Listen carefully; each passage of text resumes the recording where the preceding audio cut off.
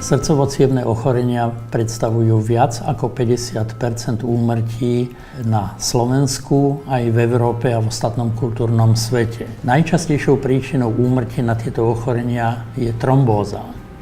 Je to krvná zrazenina, ktorá môže postihovať cievy srdca, potom z toho je infarkt, cievy mozgu, potom je z toho mozgový infarkt, ľudovo nazývaný porážka, alebo cievy ostatné, najčastejšie dolných končatín. Keď trombóza vznikne, preruší krvný prietok v danom orgáne a príslušná časť, ktorá tú krv potrebuje, odumrie.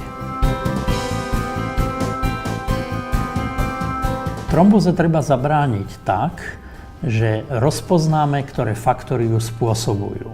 V zásade sú to 3 faktory. Poškodenie cievnej steny, zmena vlastností krvi, ktorá sa potom zráža, a spomalenie prietoku krvi príslušnou časťou alebo príslušným orgánom.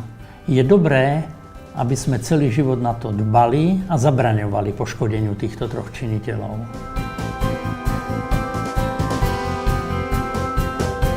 Riziko trombózy je zvýšené u osôb, ktoré nedbajú na určité pravidlá hry svojho života a ktoré si pestujú alebo nevenujú pozornosť rizikovým faktorom. Najčastejšie ide o nadváhu či obezitu, nešportovanie.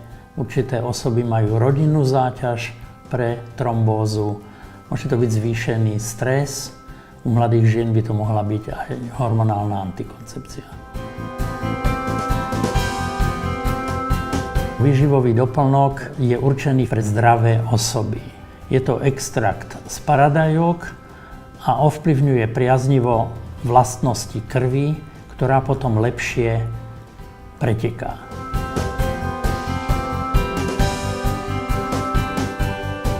U mladých žien, ktoré užívajú hormonálnu antikoncepciu, by táto látka pomohla, nakoľko zabezpečuje normálne zhlukovanie krvných doštičiek a dobré vlastnosti krvi.